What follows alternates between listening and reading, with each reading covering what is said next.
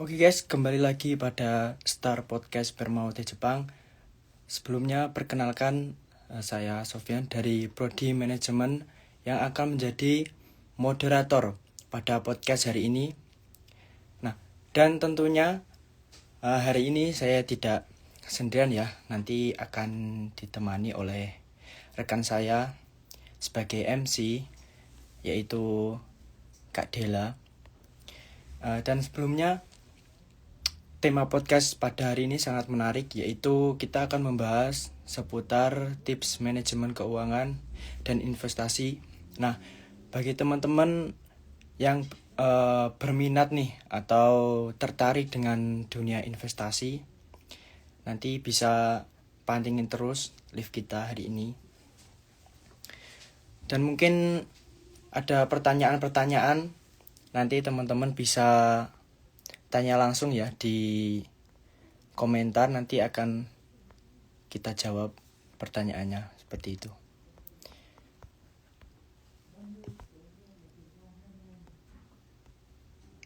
Oke, sambil menunggu MC kita pada hari ini,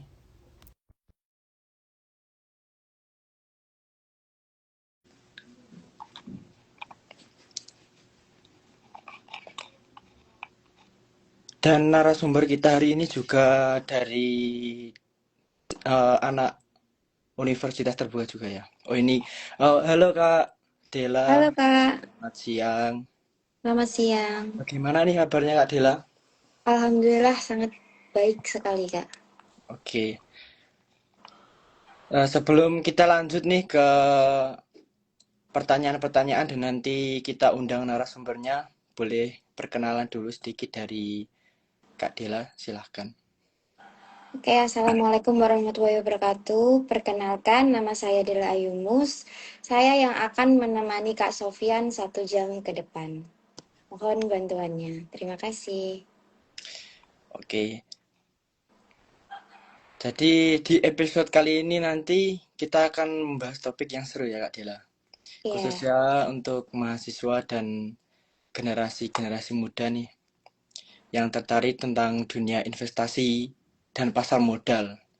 Dan tema kita hari ini juga sangat menarik, yaitu kita mengambil tema tips manajemen keuangan dan investasi seperti itu. wah sangat menarik ya Kak tema kita hari ini. Kira-kira narasumber yang akan menemani kita ini siapa ya Kak? Oke, narasumber kita hari ini juga dari mahasiswa Universitas Terbuka ya Kak. Dan beliau-beliau ini juga menjadi pengurus di komunitas Bursa Efek Universitas Terbuka, yaitu Kak Nicholas Chandra dan Kak Sapu Zainuddin.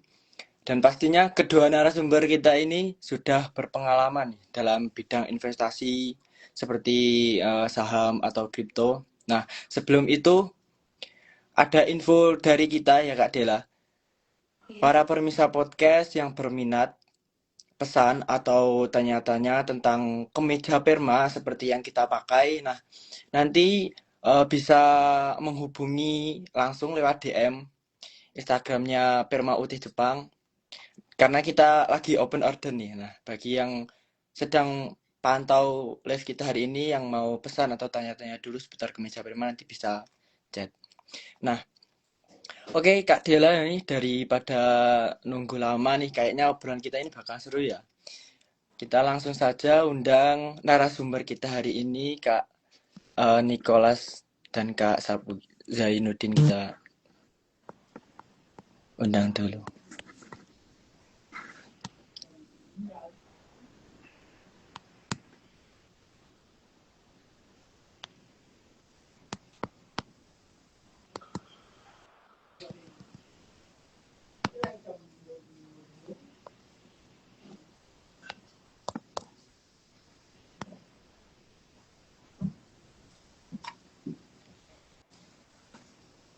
Oke, kita sambil tunggu.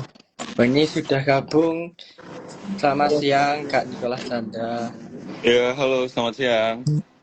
Nah, bagaimana nih kabarnya Kak? Baik, sehat. Oke, ini lagi di mana Kak? Lagi di luar atau aktivitas apa? Oh, lagi di luar sih, lagi di cafe shop aja. Oke. Ya. Selamat siang Kak Zain. Ya, ya. Selamat siang. Ntar dulu. Aku mau ke sebelah. Oke Kak, aman.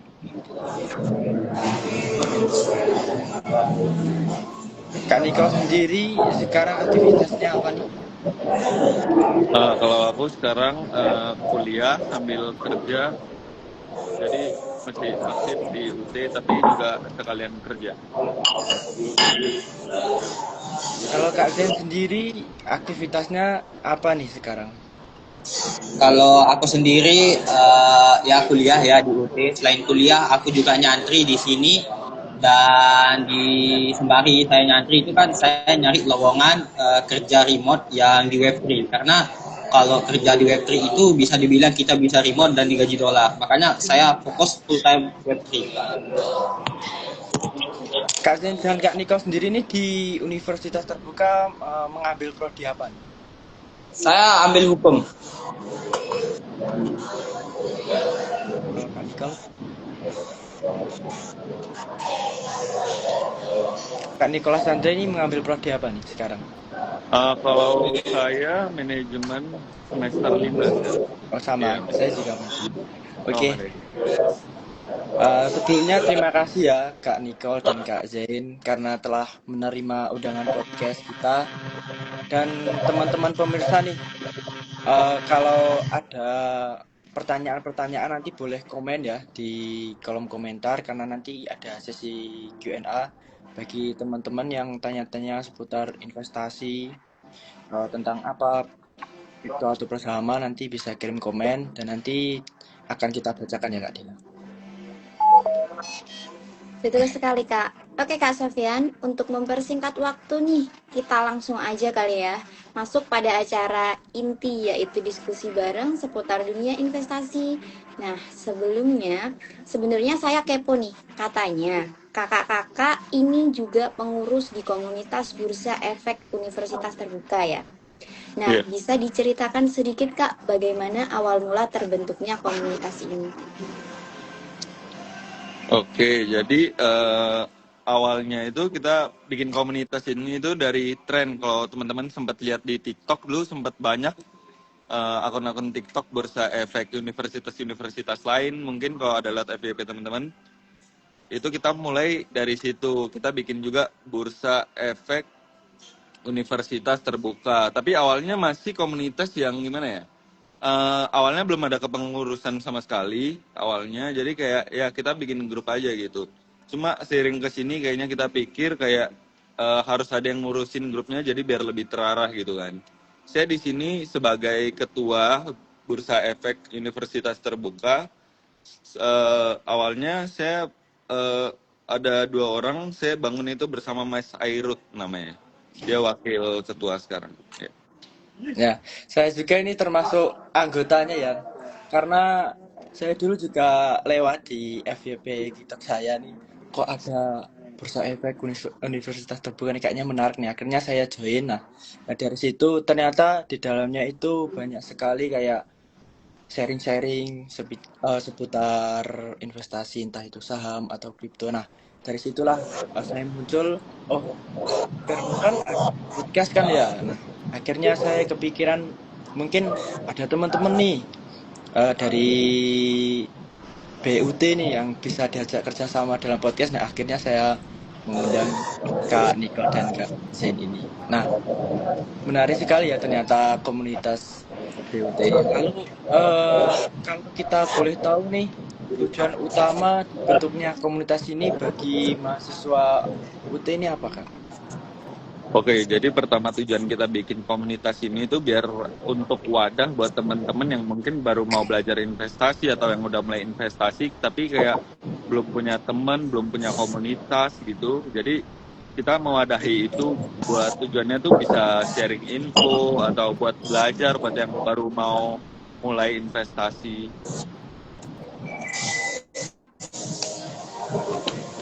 Oke Kak, kalau boleh tahu juga Kak, apa harapan ke depan untuk perkembangan komunitas Bursa Efek Universitas Terbuka ini? Ya, kalau harapan saya sih biar semuanya melek secara finansial, apalagi kan kita masih muda ya. Jadi menurut saya tuh waktu yang tepat untuk investasi itu sekarang gitu. Semakin muda kita mulai, semakin bagus. Saya harap semua anggota bisa melek secara finansial sih, nggak cuma nabung, tapi juga bisa berinvestasi. Oke. Dari Kak Nicole sendiri ini sudah lama ya mungkin sahamar atau kripto ini.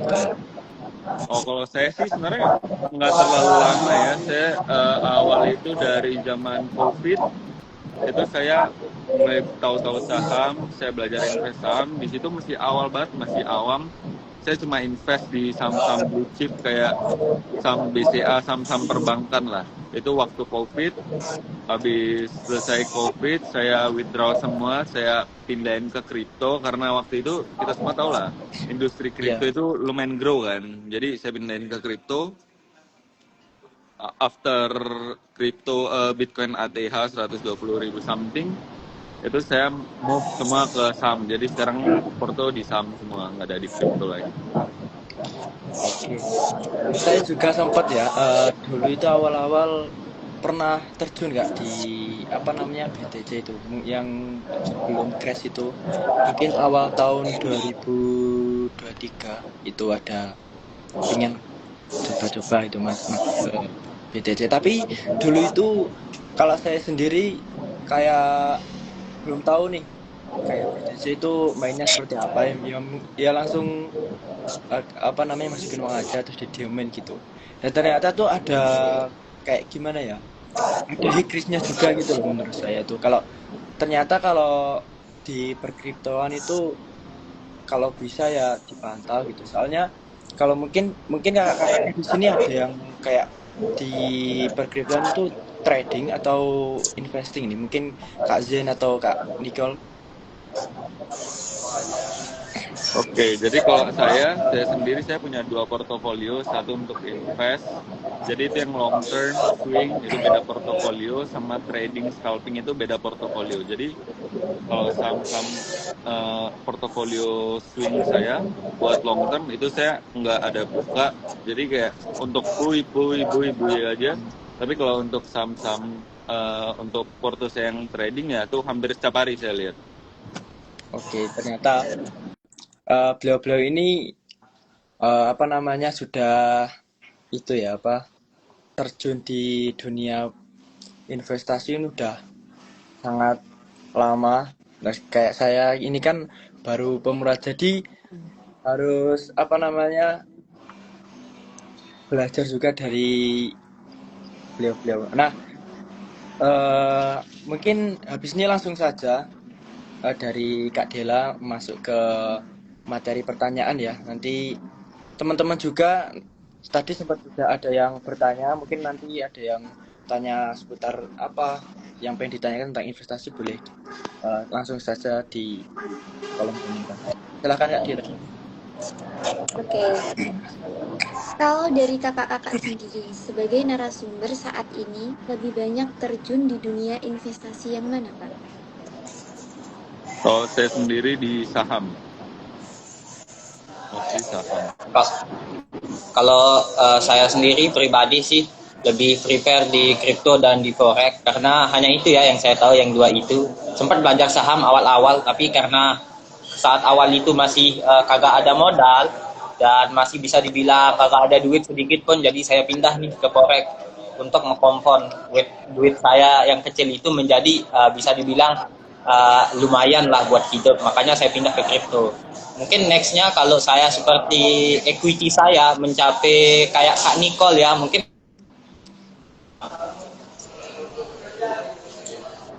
Keren juga. Berarti kalau Kak Jen sendiri sekarang di kripto ya, kalau Kak Nicole ya sekarang di pasar. Oke. Eh, dalam dunia investasi itu kan disebut juga market ya Kak ya. Nah, market itu juga dipengaruhi oleh geopolitik nih. Kayak sekarang di kawasan Timur Tengah kan sedang memanas nih, kayak perang, terus geladaron politik. Nah, Akibat seperti ini nih, dampaknya yang paling terasa di market itu apa sih?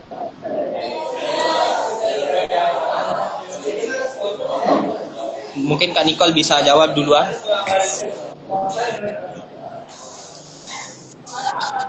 Maaf, boleh diulang tadi? Kurang. Tentang geopolitik nih Kak, yang sedang memanas di Timur Tengah. Nah, dampak yang paling terasa di market itu Ya, apa? tentunya kita semua tahu kalau kita semua di sini pelaku investasi ya, hampir semua instrumen itu kita lihat merah. Dari nggak cuma IHSG, tapi kalau kita lihat indeks-indeks saham luar seperti Nikkei, Kospin itu juga merah semua. Waktu awal-awal selat Hormuz ditutup, kalau teman-teman ngikutin saham itu, indeks sahamnya Korea itu sampai trading halt 2 kali, tapi presiden mereka suntik dana ke market, jadi lumayan ada angin segar. Kalau di saham sendiri, IHSG sendiri ya sampai sekarang saya sendiri masih 90% cash, wait and see dulu. Ada saham-saham yang blue chip doang, saham-saham perbankan. Tapi untuk trading sekarang saya sama sekali masih stay away, masih wait and see, nunggu ada kelanjutan, ada kepastian. Sekali kayak mungkin sekarang ini kayak masih gonjang-ganjing gitu ya Kak. Kayak kripto ataupun saham. Nah, mungkin Ya. kira-kira nih wait and see-nya ini sampai kapan nih? Menurut Kak Den atau Kak Nicole? Kalau dari saya pribadi sih, gonjang-ganjingnya ini kita nggak bisa prediksi sampai kapan, karena mengacu kepada fundamental makroekonomi ini diacu kepada geopolitik kan, Ya. kebijakan Trump, The Fed, dan apalagi perang dunia ketiga ya dirumorkan yang Iran vs Israel ini. Kita nggak bisa prediksi bahwa perang ini akan berakhir atau kondisi market saat ini akan berakhir akhir tahun. Kita nggak bisa prediksi. Untuk sekarang sih menurut saya pribadi, kita hanya bisa tetap update informasi. Terlebih lagi sangat-sangat bagus lagi itu di Twitter, kita update informasi di sana karena di situ tempat kita bisa melihat secara cepat data real time bahwa kondisi politik saat ini gimana gitu. Per hari ini pun kita bisa lihat dan kita bisa tahu gimana. Kalau di buat teman-teman yang nggak ada langganan atau subscribe terminal kayak Bloomberg Terminal dan Mesari itu paling bagus di atau join komunitas-komunitas yang gratis yang memang itu ngebagiin outlook dan makroekonomi secara real time ke depan. Itu sih kalau dari aku. Oke, sebelum memasuki pertanyaan terakhir dari kami, mungkin kami bisa membacakan pertanyaan dari teman-teman terlebih dahulu ya Kak ya. Buat teman-teman yang mau bertanya, silahkan kirim pertanyaan kalian ke kolom komentar terlebih dahulu. Pertanyaan dari Kak Pramudito. Kak, aku mau belajar invest. Sebaiknya mulai dari mana ya Kak? Mungkin pertanyaan ini juga mewakili pertanyaan aku sih Kak, sebagai orang awam dan baru pertama banget nih misal pengen belajar saham atau kripto atau forex dari Kak Zen ataupun Kak Nicole. Oke, mungkin Kak Nicole bisa jawab duluan. Pak Ketua saya nih. Oke, izin jawab. Kalau menurut aku kan tujuannya buat invest ya, bukan trading. Jadi forex itu udah dicoret karena itu trading bukan invest. Kalau kripto mungkin bisa invest di Bitcoin doang, jangan di koin-koin, apalagi meme coin itu udah pasti jadi abu. Jadi kalau aku sendiri saranin investasi itu nggak cuma bisa ke saham ya. Kalian bisa cek obligasi FR, reksadana pasar uang, RDPT, itu ada banyak banget. Jadi nggak cuma bisa di saham, tapi kalau kalian mau belajar invest di saham, menurut aku kalian cari tahu dulu gimana cara kerja saham, apa itu saham. Abis itu kalian bisa belajar money management karena itu juga salah satu yang terpenting ya. Karena kalau kalian mulai invest saham nggak bisa manage money management kalian itu kurang, menurutku sih kalian cuma bakal dapat kerugian doang di saham. Awal-awal mungkin bisa pertimbangkan coba ke saham yang likuiditasnya besar. Bukan saham gorengan yang pasti kayak Dada, INDS itu udah pasti harus dihindari ya. Mungkin saya saraninnya lebih di saham-saham blue chip yang seperti ya saham-saham perbankan, BBCA, BBNI, BMRI, UNPR, ya saham-saham kayak gitu sih. Bukan di saham-saham third liner atau second liner gitu. Karena itu lebih fluktuatif kan, nggak cocok untuk pemula. Ya. Kira-kira gender mempengaruhi skill nggak sih Kak? Misal aku sebagai perempuan tuh Oh, kan Enggak. bener-bener awam ya Kak tentang hal itu. oke, jadi gender tuh sama sekali nggak mempengaruhi soal trading gitu ya. Justru psikologis cewek itu lebih bagus dalam investasi atau trading karena mostly kebanyakan pikiran cowok itu gini, kayak mending untung gede atau rugi rugi gede. Tapi kalau cewek itu pikirannya yang penting nggak rugi, kebanyakan Iya, iya. begitu. Dan kayak contoh yang terkenal itu ada kalau kalian tahu Cicu Ai namanya, dia orang dari Jarvis Asset Management, itu juga orang jago, orang pinter, dia banyak diundang podcast, banyak diundang acara TV juga. Jadi nggak terpaut gender lah. Benar sekali. Jadi eh investasi itu nggak mandang apa kayak laki-laki atau wanita. Yang penting itu kayak manajemen yang baik gitu ya Kak ya.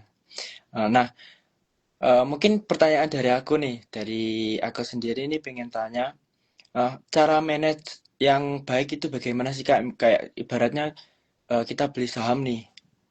Contohnya saja kan yang lagi tren di market saham itu kan yang kemarin-kemarin itu kan orang mana sih yang nggak ngerti saham bumi gitu kan ya.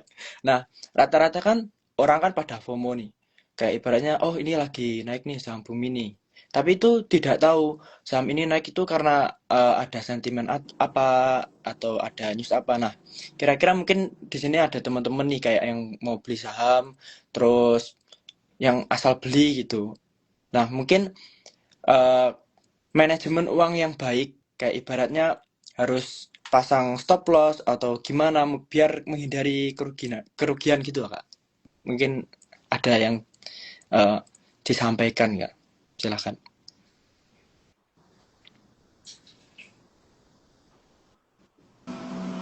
Oke, jadi kalau untuk money management, uh, let's say kita ambil gambaran gampang, asumsi kita punya 1 juta uang tabungan, oke?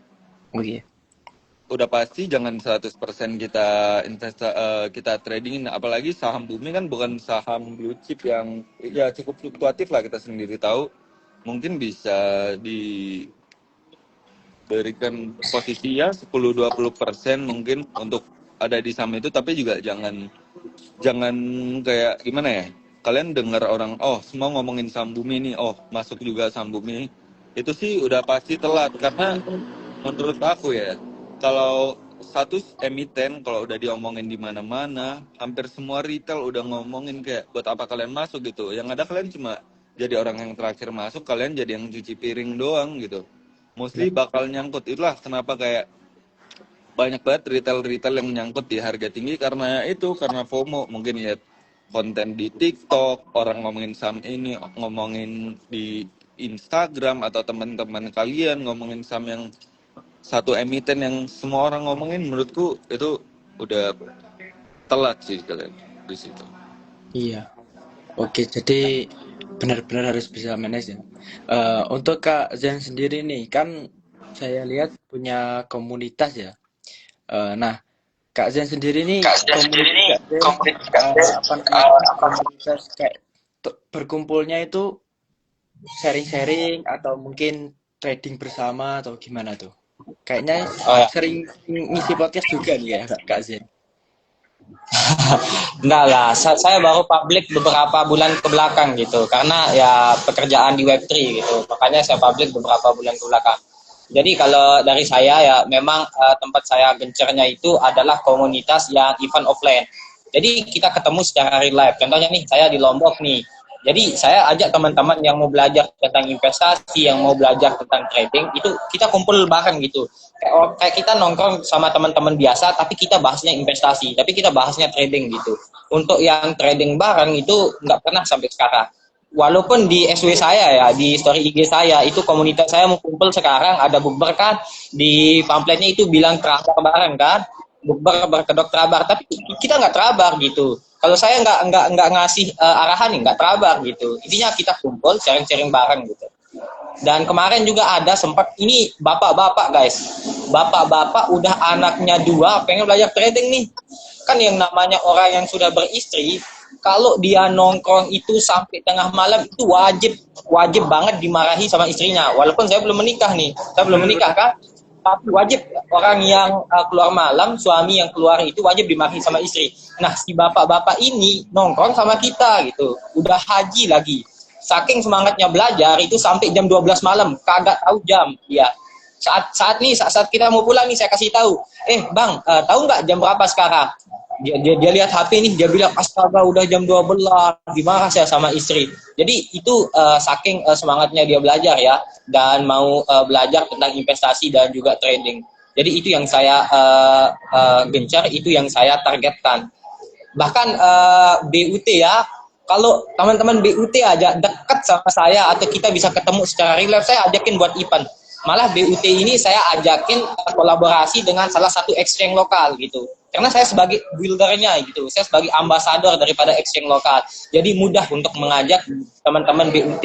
Tapi sayangnya kita jauh ya, Pak Ketua. Kita sama-sama jauh. Next one lah kita ketemu di mana gitu. Oke, ternyata mereka ini keren-keren sekali ya Kak Dela. Oke, Sangat ini keren sih Kak. banyak sekali ya komentar-komentar ini yang tanya-tanya, ada 3 orang. Mungkin pertanyaan-pertanyaan kita dulu Kak Dela, selanjutnya boleh kita tanyakan. Selanjutnya dari kita ada pertanyaan, mungkin ada tips Kak untuk Gen Z nih seperti saya dan Kak Sofyan yang mau belajar berinvestasi untuk bisa memanajemen keuangan agar uang tidak rugi di dalam market nih. Bagaimana nih kira-kira tipsnya? Mungkin dari Kak Nicole atau Kak Sofyan terlebih dahulu. Atau Kak Zain terlebih dahulu, mohon maaf. Oke. Tak ya. Yang bertanya tentang pengalaman kerugian dalam investasi itu ya? Iya, tentang apa namanya, biar gak rugi lah intinya. Ya. Kalau dari saya pribadi nih, seperti kata Pak Ketua saya ya, Pak Nicole tadi, konteksnya itu, narasinya itu adalah investasi. Jadi kita menaruh uang, berharap uang itu utuh dan nggak termakan oleh inflasi. Saran saya, cukup kita mempelajari yang namanya fundamental. Tapi ini kita balik lagi nih ke basic dulu. Tipe kita itu yang mana? Yang high risk high return atau slow risk slow return? Kalau kita mau yang high risk high return, mungkin bisa masukin duit ke Bitcoin ya, di spot market bukan di futures. Mungkin bisa masukin duit di sana, all in sekarang. Jangan. DCA lah, DCA. Kita beli sekarang, nanti saat harganya turun itu kita beli lagi, itu kita tetap DCA. Soalnya dari analisa saya pribadi, Bitcoin itu sebentar lagi akan mendekati bottom.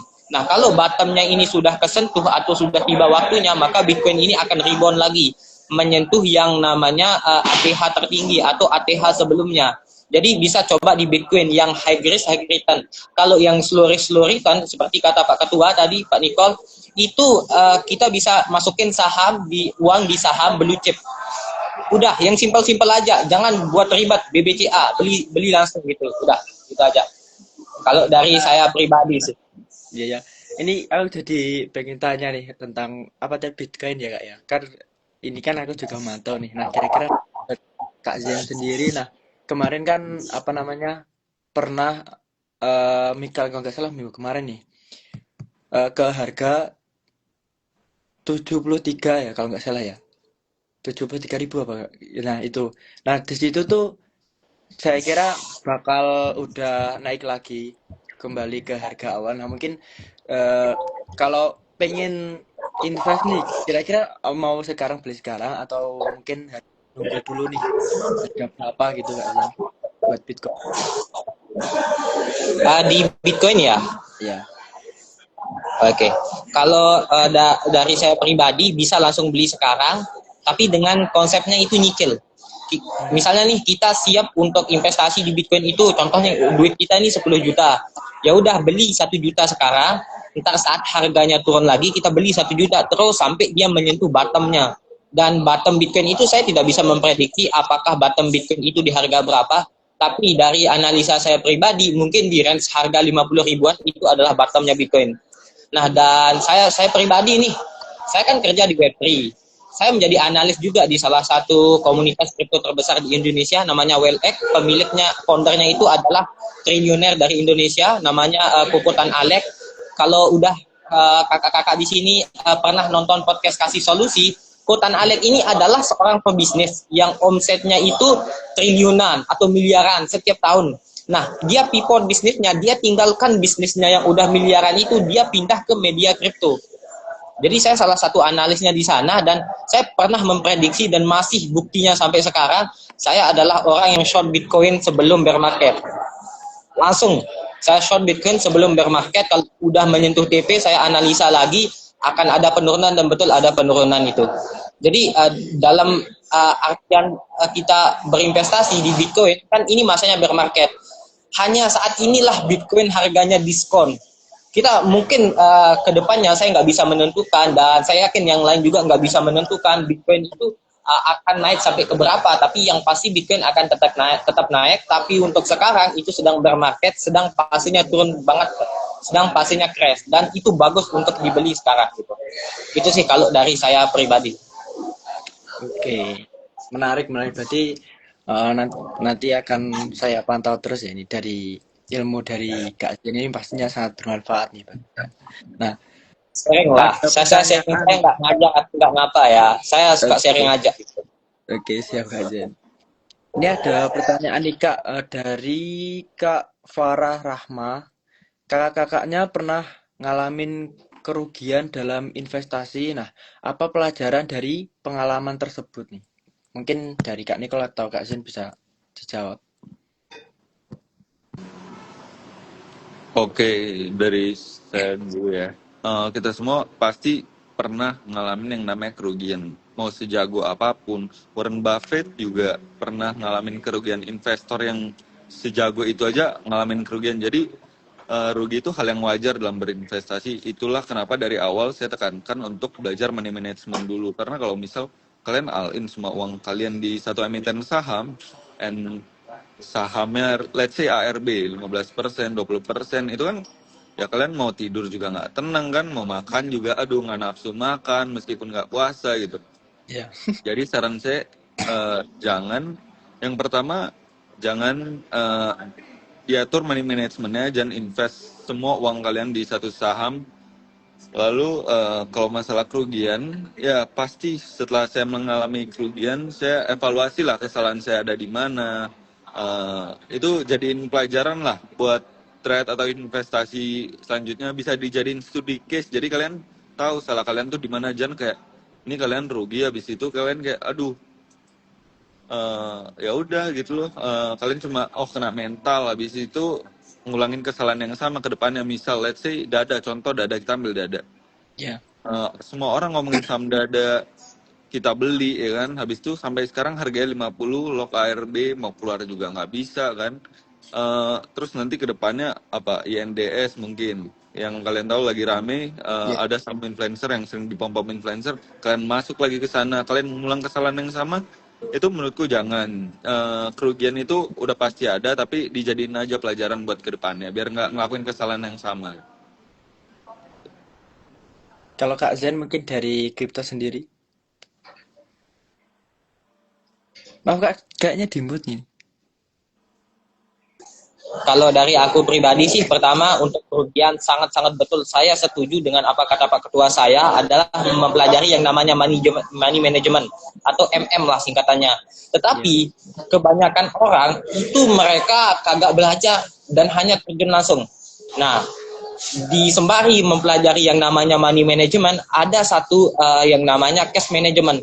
Dan itu sangat-sangat powerful apabila di-compare dengan money management. Cash management, money management, dan hedging itu sangat-sangat powerful. Nah, kalau kita sudah mempelajari yang namanya money management, cash management, dan hedging, dan lain-lain, itu tradingannya itu terasanya itu sangat-sangat enak. Kalau modal kita gede, at least kita katakan $10 kan, itu di kripto menurut saya pribadi dan dari apa yang saya pelajari itu kita tebar jala di macam-macam altcoin itu sangat-sangat memungkinkan dengan kita udah mempelajari ilmunya dulu. Dan kalau dari saya pribadi ya karena yang saya pilih ini high risk high return ya jujur saya juga mengalami kerugian. Saya pernah liquid dan saya sempat cerita, saya share ke teman-teman komunitas saya di terbuka di BUT pun kemarin kalau nggak salah saya sempat share saya kena liquid gitu. Saya jujur-jujuran kena liquid di sana dan ya gede lah uang yang saya liquid itu, tetapi itu profit dari market yang kena liquid itu bukan modalnya, jadi agak tenang lah yang saya alami. Jadi kalau saran saya itu mempelajari yang namanya cash management dan apa kata Pak Ketua saya itu money management dan satu lagi hedging. Hedging itu kayak matematika. Orang yang mempelajari matematika itu adalah orang yang setidaknya memang nggak bisa menebak masa depan, tetapi bisa memprediksi arah masa depannya kemana. Dan menurut saya pribadi juga, kita mempelajari sesuatu itu dari masa lampau itu adalah hal-hal yang sangat nggak perform. Contoh nih kita trading atau analisa, baik itu kita mau berinvestasi ataupun trading yang futures. Nah, kita tradingnya itu kan dalam artian melihat candle yang lampau, melihat pergerakan harga yang lampau itu sebagai acuan kita trading kan, dan itu nggak apa ya saya bilang itu nggak benar, bukannya nggak benar, nggak salah sih, tetapi itu bisa dibilang apa ya saya bilang at least lah bisa dibilang nggak terlalu. Yang paling bagus itu adalah kita memahami matematika dalam trading, dalam market. Karena kedepannya kita bisa tahu arah market, apalagi di compare dengan yang namanya money management, cash management dan lain-lain. Itu dari saya pribadi. Saya rugi kok di crypto forex, saya rugi kok. Di saham pun mungkin kalau saya rugi, tetapi saya menerima kerugian saya pribadi. Gitu. Keren. Saya juga sekarang mungkin Kak Dela. Ya, mungkin pernyataan dari Kak Zin itu bisa menjawab pernyataan dari Kak Yusuf PF dengan pertanyaan Kak, contoh analisa simple biar nggak jadi exit quality. Mungkin itu bisa menjawab tadi ya Kak ya, pernyataan dari Kak Zin ya. Terus ada ini dari Kak Wiraseidana. Terima kasih Pak Niko, berkat Bapak saya dari 0 dan sekarang lumayan profit 7 juta. Wih, keren banget. Sekarang kita masuk grup VIP-nya Pak Nicole ini. Terus ada pertanyaan lagi nih Pak Niko. Ilmunya sangat daging kalau belajar dengan Pak Niko. Weh, ini pernyataan sih, bukan pertanyaan. Keren banget ya bintang tamu kita ya Kak ya, narasumber kita ini. Benar. Kita nggak salah memilih narasumber di sini. Jadi Kak Niko sendiri ini punya komunitas juga ya, kayak trading saham atau investasi gitu? Ya kalau saya sendiri sebenarnya saya punya community, saya ada 2, namanya itu Crypto Cartel sama namanya Cuan Club dan Money Hunter IDN. Itu di dalamnya ada forex, ada kripto, ada saham juga. Tapi saya sendiri ada juga grup sendiri, itu nggak berbayar tapi ya nggak open for public lah. Oke. Ngomong-ngomong Jadi soal banyak grup banget. nih Kak, kira-kira kita bisa join grupnya itu di mana nih Kak? Apakah ada grup WhatsApp, Instagram, atau sosial media lainnya? Soalnya teman saya pernah nanya tuh Kak, kemarin waktu saya posting pamfletnya, bisa join grup nggak Kak? Gitu. Oke, jadi kalau untuk grup Bursa Efek UT itu syaratnya kalian harus mahasiswa aktif universitas terbuka. Untuk joinnya nanti bisa DM saya aja, nanti saya kasih link. Nanti saya bisa kasih linknya. Kalau untuk community saya satu lagi, Money Hunter IDN, kalian bisa search di Instagram, username-nya tuh Money, MONEY, Hunter, HUNTERIDN. Itu nggak cuma saham doang, itu ada kripto, ada forex, ada bus airdrop juga. Kalau kalian sering nyari-nyari airdrop, garap-garap airdrop, ya. Kira-kira selain anak UT bisa join nggak Kak? Kalau untuk yang Money Hunter itu open for public, UT atau non UT itu semua bisa join. Itu basicnya kita di Discord. Kalau untuk Bursa Efek UT sendiri kita di aktifnya tuh ada di WhatsApp. Oke. Oke, ini banyak sekali nih pertanyaan juga dari Kak Alke24. Kakak kalau boleh ngasih saran, kalau untuk pemula apakah harus modal banyak atau sedikit dulu ya? Mohon maaf arahannya Kak. Mungkin bisa jawab. Oke, mungkin yang ini aku yang paling perform untuk jawab karena kalau aku pribadi nih jujur-jujuran aja awal mula saya trading itu modalnya coba deh saya mau tanya nih ke Pak Nicole, Pak Sofian dan Pak siapa ini namanya. Tebak yuk modal saya pertama trading itu berapa? 3 juta? Asal-asal nggak apa-apa. 3 juta? Enggak, salah. Lebih rendah lagi 1 juta mungkin. Enggak. Modal saya trading awal itu adalah 100.000. 100.000, keren. Ya, 100.000. Bisa ya Kak ya? Karena 100.000 di trading kan bisa ya Kak ya? bisa, sangat-sangat bisa. Itulah enaknya kalau kita memang udah belajar dari awal dan kita tahu basicnya serta expense-nya. Karena ini saya ceritain nih. Karena saya memilih yang awalnya itu forex, jadi saya trading di forex pakai modal 100.000 dengan yang namanya akun sen. Nanti kalian bisa share akun sen itu apa. Kalian bisa cek aja di YouTube, saya nggak akan jelasin panjang. Tapi itu modal saya trading gitu. Waktu awal-awal dan di awal-awalnya itu saya loss 100.000 ya nggak apa-apa kan, hilang 100.000 duit sekali 2 kali nongkrong nggak apa-apa gitu. Tetapi saya evaluasi lagi nih kesalahan saya apa, loss saya di mana, saya ulangi lagi dan 100.000 itu saya bisa membuat menjadi 200.000, 300.000 gitu. Dan ketika modal saya udah profit saya udah 100% daripada total modal, saya tarik gitu. Profit tarik. Kenapa? Karena biar psikologi saya itu terjaga. Karena biar gini, biar enaknya itu saya tetap WD ketimbang saya tetap depo. Deponya sekali tapi WD-nya berkali-kali, itu enaknya gitu. Kalau dari saya pribadi, ya tentu ya, karena saya modal saya dikit, ratusan ribu waktu itu dan bahkan 100.000. Kalau udah untung 100.000, 200.000 per hari itu saya stop trade. Karena udah 100% loh, 200% loh dari modal. Apalagi ketika modal saya 100.000, ratusan ribu kompon menjadi jutaan. Mungkin kalau teman-teman lihat ya, sekarang baru saat ini tipe saya trading itu agresif, mencoba scalping karena saya udah nyaman di intraday, udah nyaman dan pengen cari dopamin nih. Kalau short story IG saya itu trade menggunakan scalping, itu saya layering full. Tapi itu not financial advice, disclaimer on Dior. Bukan nasihat keuangan. Nah, saya itu karena saya tahu apa itu momentum candle-nya itu bakalan turun atau naik, saya tahu, makanya saya berani all in. Tetapi saya all in-nya itu dengan duit kecil, beda duit yang saya tradingin secara profit konsisten dan duit yang saya pakai atau akun yang saya pakai untuk mencari dopamin gitu, beda. Itu sih dari saya pribadi. Dan di teman-teman komunitas saya sih sebenarnya banyak juga yang trading kayak Pak Nicole. Kayaknya Pak Nicole ini member kontrarian Aceh ya? Bener nggak? Oh enggak. Tak kira member kontrarian. Biasanya kalau anak-anak kripto itu awalnya berasal dari Aceh. Kalau di teman-teman komunitas saya itu memang ya trading semua, tetapi saya sangat-sangat betul mengarahkan jangan hanya mencari cuan di market itu di trading.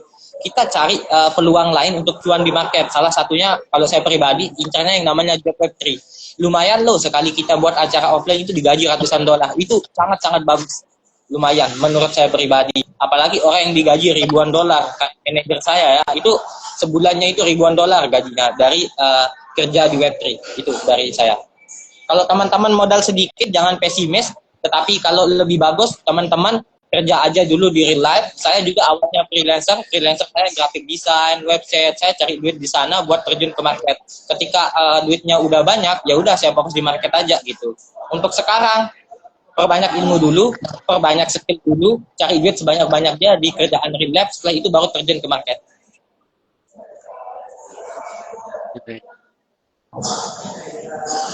Boleh dicoba nih Kak, untuk saya yang saat ini mungkin menjadi pengangguran. 100.000 ya Kak ya, uang nongkrong. Tiusnya jutaan. Ini kalau memang terjun duit ini enak loh. Kalau sekali ngajuin proposal atau 2 sampai 3 kali, itu pasti ada salah satu yang tebar jalannya itu keterima. Kenapa? Karena follower Anda itu sudah banyak.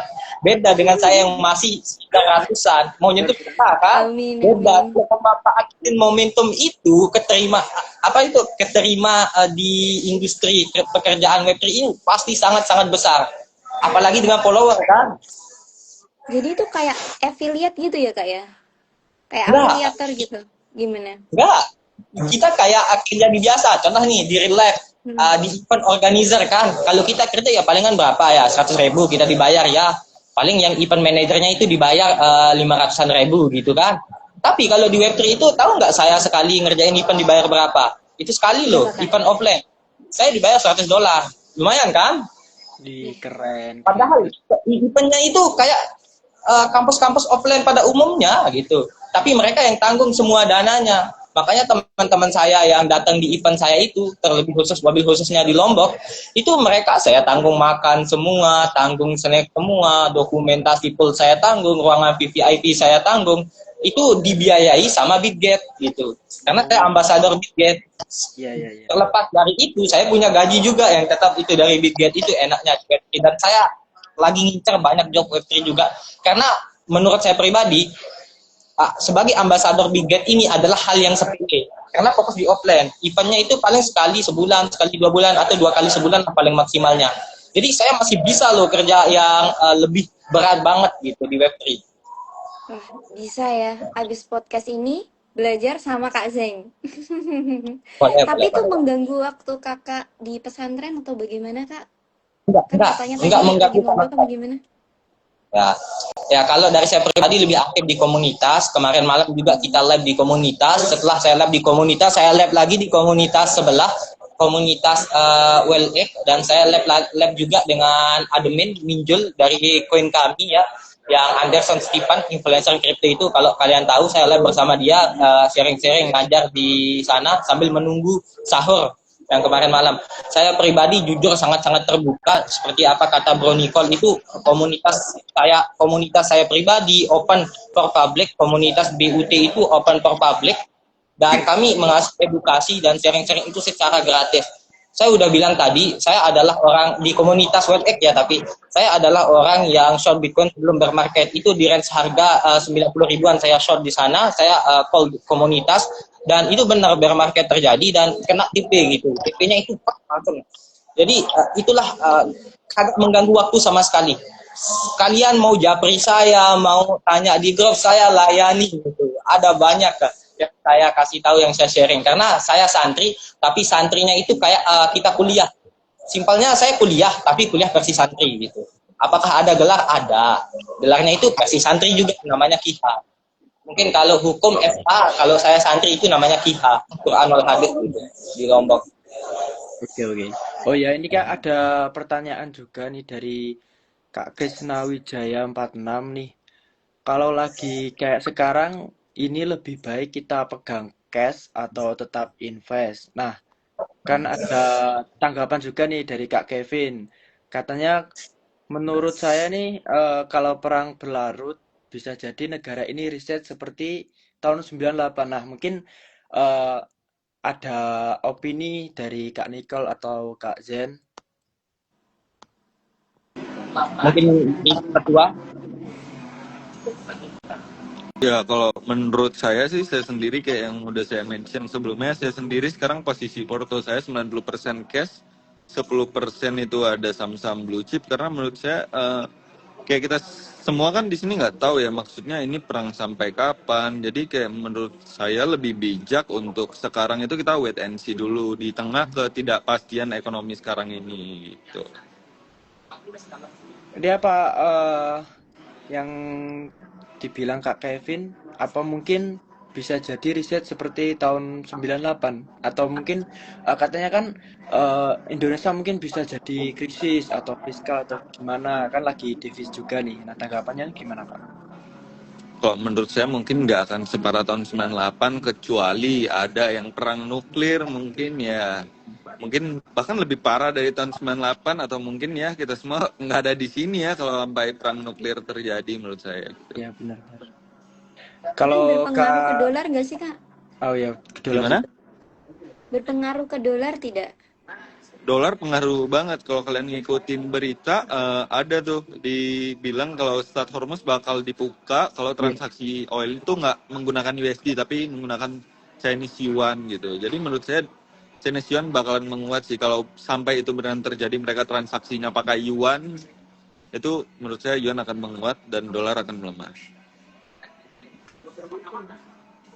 Jadi rupiah juga bisa tertekan ya Kak nih, kalau sampai yang terjadi. Iya, menurut saya sih ya. Hmm. Oke. Kalau aku sih ada pertanyaan nih buat Kak Nicole sendiri kan. Kak Nicole sekarang kan pegang cash dan eh apa namanya? Pegang saham-saham blue chip nih. Blue Nah, chip, ya. kalau seumpama ini kan masih wait and see kan. Nah, katanya juga mungkin nanti ada apa namanya? Influencer juga bilang kemarin saya lihat di FYP TikTok katanya ya SG bisa ke 6.800 katanya. Bisa nyentuh dulu ke situ katanya ya. Tapi nggak tahu kapan. Nah, mungkin dari Kak Nicole sendiri saham-saham pantauan yang menarik nih. Yang menarik apa sih? Dari Oke, sektor jadi energi atau apa telekomunikasi mungkin? jadi menurut saya sekarang kalau kita semua lihat sekarang itu di tengah ketidakpastian ini, mostly sekarang flow-flownya itu ke saham-saham dividend play. Kayak yang kita lihat saham-saham perbankan, saham-saham batubara, contoh emitennya. Sekali lagi nih, not financial advice ya, tapi boleh dipantau saham-saham BBRI, BBNI, Mandiri, PTBA, ADMR itu mineral, batubara tuh dividennya lumayan gede. Jadi sekarang flow-flownya itu ke sana gitu. Karena orang kan nggak tahu ini kepastian perang sampai kapan. Sekali lagi, ya orang ya pasti lebih pilih yang aman, yang udah pasti ya dividen. Orang bakal flow-nya ke arah sana sih, saham-saham dividen. Oke. Mungkin ada kayak sektor yang lain Kak yang menarik nih selain yang berdividen gitu loh. Ada nggak Kak? Selain dividen, mungkin ya saham-saham yang ini sangat high risk, saya nggak nyaranin kalau Ya. kalian pemula ya. Yang kita lihat tuh saham-saham yang berlulus-lulus FCA, kalau kalian tahu financial auction, biasa saham-saham yang keluar dari FCA itu bisa grow dari 50 ke 100, contoh BNBR, Ya. JGLE ya, saham-saham FCA. Tapi sekali lagi itu high risk, nggak not recommend buat pemula lah, kurang Hmm. recommend. Oke. Untuk panduannya sendiri ada kayak buku atau apa gitu, Kak? Kalau buku sih, ini menurut saya pribadi, Intelligent Investor itu bukunya by Benjamin Graham, gurunya Warren Buffett. Atau kalau kalian kurang suka baca buku, di YouTube juga banyak banget materi buat belajar saham gitu. Kalian mungkin bisa belajar analisa fundamental, cara baca laporan keuangan, cara baca flow, bandarmologi, banyak banget cara analisa untuk di saham sendiri ya, baca broker summary, itu banyak banget. Jadi kalian bisa cari sesuai sama apa yang kalian mau buat kalian pelajarin. Di YouTube banyak banget yang gratis. Baik. Untuk Kak Nicole sendiri nih, kayak kan sekarang kan masih gonjang-ganjing nih. Mungkin kalau pengen main kalau seumpamanya oh ini kayaknya IHSG mau mantul nih dari harga sekarang kan di 7.200 kalau nggak salah ya. Mungkin kayaknya nanti apa bisa naik sedikit nih. Nah, mungkin Kak Niko sendiri pengennya itu kayak trading atau bagaimana nih? Atau mungkin kalau udah cuan langsung bungkus nih. Mungkin teman-teman ada yang tanya seperti itu. Oke, jadi pertama menurut saya instead of catching falling knife, mending better kalian nunggu flow ada asing masuk kan. Sekarang juga bisa lihat tuh foreign net buy sesi setiap jam 12 itu nanti ada, kalian bisa lihat flow-nya, bisa lihat market sendiri juga. Tapi untuk teman-teman yang trading atau scalping, ini saya sendiri setiap cuan langsung bungkus, jangan di hold lama-lama, jangan takut TP, jangan greedy, sesuai risk reward ratio kalian gitu. Dan don't be greedy lah. Oke. Kalau Kak Z sendiri mungkin sekarang apa namanya? Kondisi kayak sekarang masih aktif trading atau bagaimana nih? Kalau saya pribadi masih aktif karena yang saya lakukan ini features ya, dua arah. Kita bisa mendapatkan keuntungan dari membeli dan menjual, dari buy or sell. Saya masih tetap aktif trading dan saya tetap aktif melihat kondisi market juga. Jadi mengacu kepada kondisi market. Saya setuju banget dengan apa yang dikatakan Pak Nicole itu, Pak Ketua saya itu mengatakan cash is king. Betul banget cash is king itu, dan sekarang itu adalah tempat di mana kita menukarkan semua aset kita dalam rupiah. Catat baik-baik nih. Tempat di mana kita menukarkan aset kita dalam rupiah. Pertanyaannya kenapa? Saya jawab simpel aja, karena harga rupiah itu lagi anjlok. Kan sempat menyentuh ke 17.000. Ya udah, tukarkan aja semua aset kita ke rupiah. Ntar kalau rupiahnya udah normal, tukarkan lagi ke aset yang lain kayak USDT, kayak saham dan lain-lain. Itu kita trading juga kan. Iya. Kayak kita punya aset dalam bentuk yen Jepang, kita punya aset dalam bentuk dolar, kita harus merupiahkan karena harga rupiah lagi anjlok. Ntar kalau udah normal balik lagi gitu. Itu aja sih kalau dari saya. Dan kalau dari kripto ada namanya konsep, kalau yang slow return ya, spot market, itu kita bisa membeli koin tapi not financial advice, disclaimer and your. Itu ada koin yang bisa kita beli misalnya nih dengan modal beberapa pun, intinya partial close atau kita bisa TP saat sudah menyentuh 20% kenaikan gitu. Kalau dari saya pribadi, dan itu rata-rata digunakan oleh komunitas kripto yang syariah. Mereka trading itu secara syariah, bukan di futures, nggak menggunakan leverage. Mereka di spot market dengan modal yang apa adanya, 1 juta, ada yang 100 juta dan lain-lain. Itu mereka konsepnya gitu. Mereka main banyak, menggunakan margin yang gede, menggunakan modal yang gede. Kalau udah naiknya sedikit 20% itu langsung TP. Tetapi kalau di futures market, kenaikan suatu aset atau altcoin yang 20% itu kenaikannya udah pam banget. Paling kita hanya menyentuh kenaikan 1% itu udah bersyukur banget kalau di futures. Tapi kalau di altcoin, kalau di spot market itu kita harus sabar. Dan analisanya nggak seribet di analisa futures market gitu. Kalau dari saya pribadi sih gitu aja. Tapi disclaimer and your, saya di komunitas banyak skill aset-aset yang bagus untuk spot dan futures. Tapi saya nggak menyarankan teman-teman semua terjun ke sana, karena saya pun sampai sekarang ada drawdown. Drawdown saya ke bulan lalu di kripto itu sangat gede. Drawdown saya bulan lalu di kripto itu sangat gede. Bisa dikatakan win rate saya berturunan. Win rate saya menurun di bulan lalu, dan bulan sekarang lagi recovery win rate saya. Dan saya seperti yang saya katakan tadi, yang namanya trading itu nggak ada yang namanya rugi. Kita itu berdagang kan, dan mindset orang berdagang itu adalah bisnis. Jadi trading itu adalah bisnis. Itu tergantung dari gimana psikologi kita. Entah kita itu mau cewek atau mau lelaki, intinya psikologinya aman gitu. Habit dan mindsetnya itu diperbaiki dulu sebelum kita terjun ke market. Karena banyak teman-teman yang saya alami itu salah cara terjunnya di market, dan hilang ratusan sampai puluhan juta itu saya menemukan banyak. Sampai kemarin ada yang sempat pinjol. Dia dalam artian dia taruh kontak saya sebagai penjamin gitu.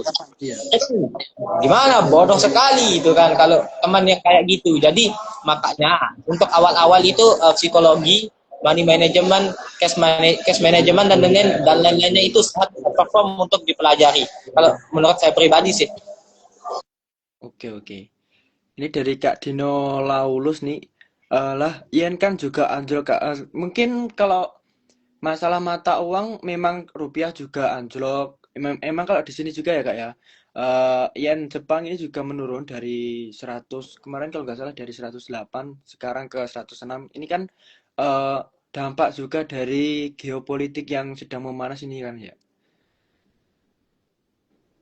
Nah, mungkin dari Kak Dela sendiri nih ada yang ditanyakan lagi seputar investasi, karena kita sudah mau hampir 1 jam ini, nggak terasa asik ya obrolan kita ini tentang. Iya, benar.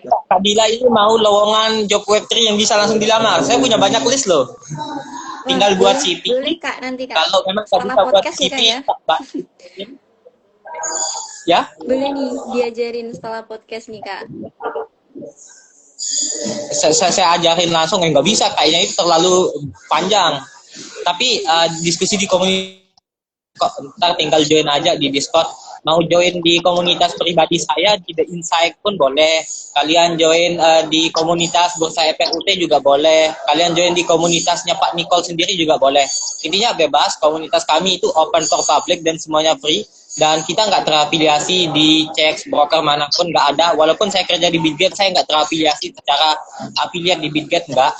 Walaupun saya jadi afiliat Bitget, saya nggak terlalu mengambil keuntungan dari afiliat. Fokus keuntungan saya pribadi itu dari kerja di Web3 dan kerja di Web3 dan trade sendiri gitu. Oke, menarik ya. Oke Kak, karena sudah 1 jam ya ini, mungkin dari Kak Nik dan Kak Jan sendiri nih, eh, terakhir ada pesan nggak nih untuk pengurus yang mau belajar investasi? Mungkin ada sedikit saran atau masukan, silahkan Kak. Terakhir.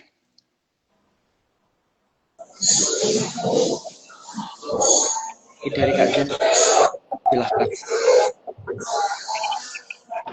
Oke, kalau dari saya pribadi ya kepada teman-teman, walaupun saya nggak terjun di saham, saya sangat-sangat menyarankan teman-teman pelajari saham. Kenapa? Karena di saham itu slow return. Walaupun slow return dan kita main equity gede, walaupun kita nggak punya equity gede nih, modalnya jutaan, kita bisa terjun di saham gitu.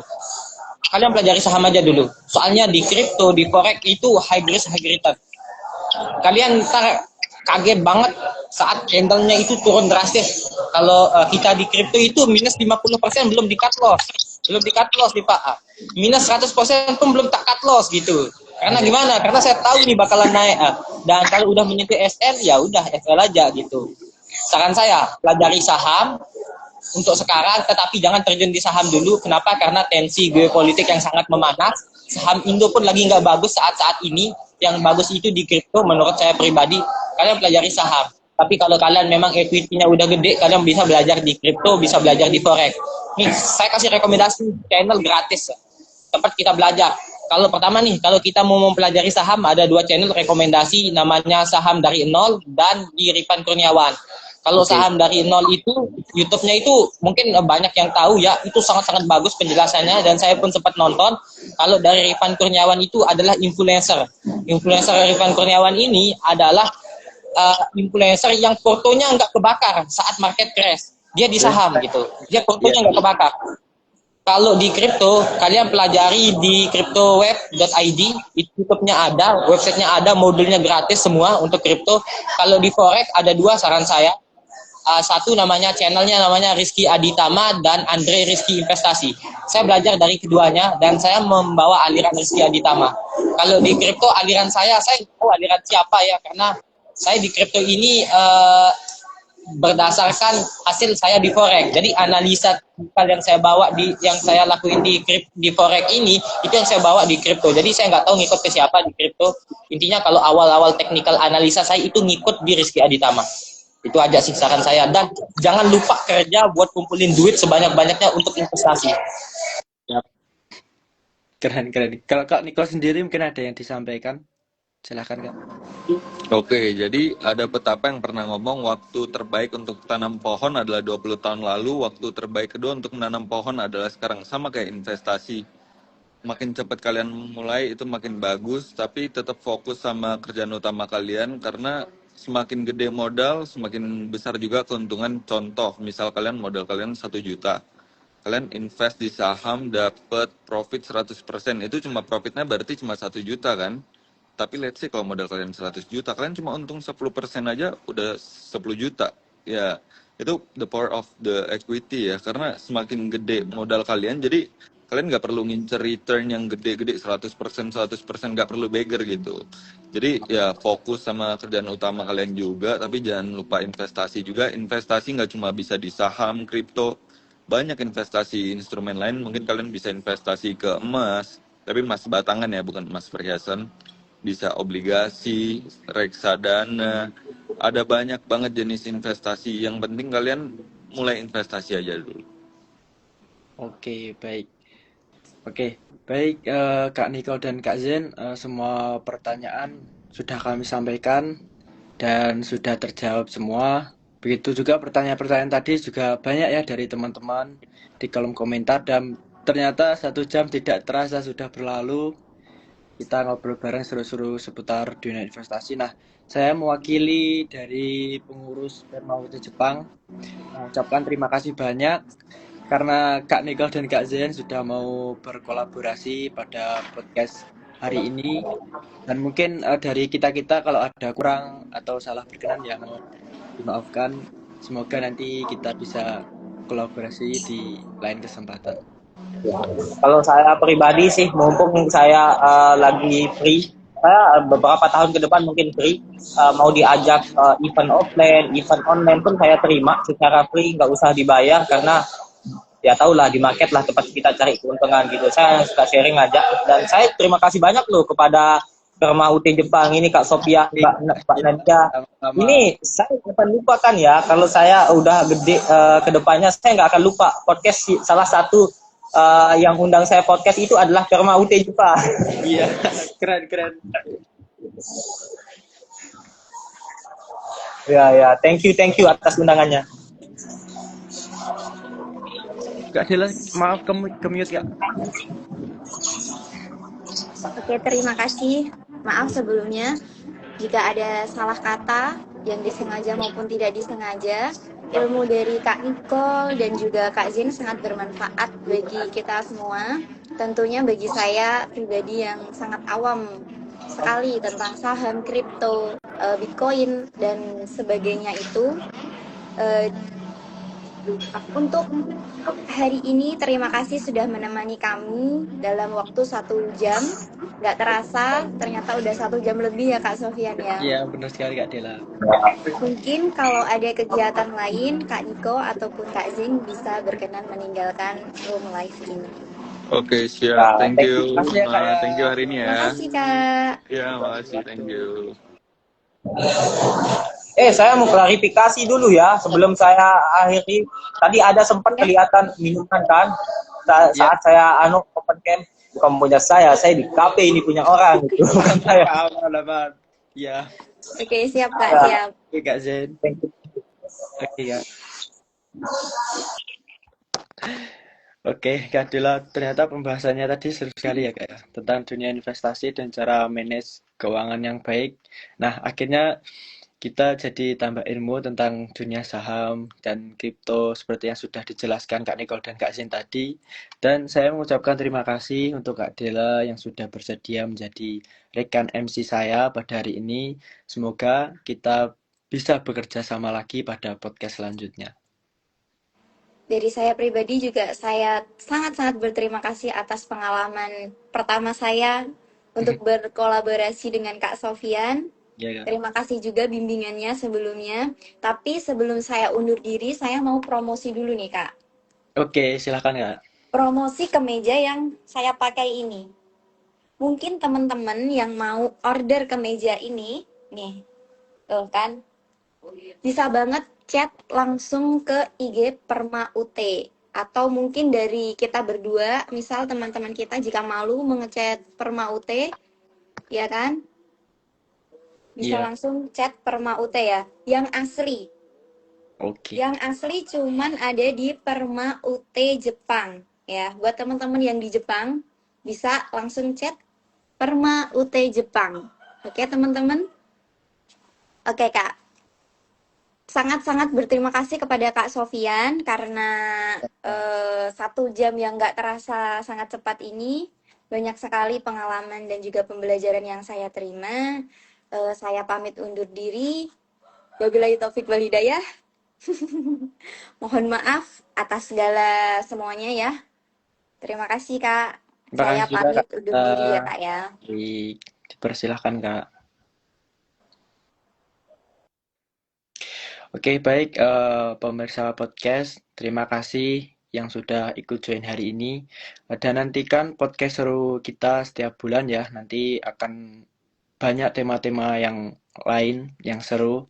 Dan saya sebagai moderator hari ini pamit undur diri dan mohon maaf apabila ada salah kata atau hal yang kurang berkenan. Saya akhiri, sampai jumpa lagi di lain waktu.